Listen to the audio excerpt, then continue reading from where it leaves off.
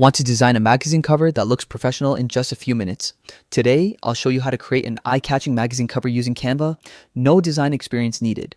Start by opening Canva and typing magazine cover into the search bar.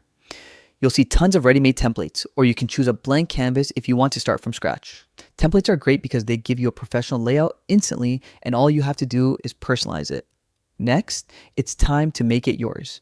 Add your own photos or choose from Canva's huge library of free images.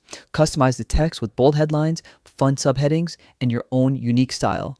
Don't forget to experiment with fonts, colors, and shapes to match the vibe you're going for.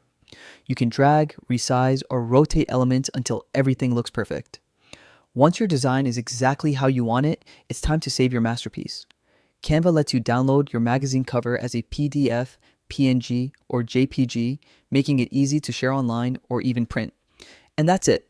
In just a few simple steps, you've created a stunning magazine cover that looks like it came straight off a newsstand. Give it a try, play around with the tools, and see how creative you can get. Thanks for watching. If you found this tutorial helpful, make sure to explore more design ideas and keep creating amazing visuals with Canva.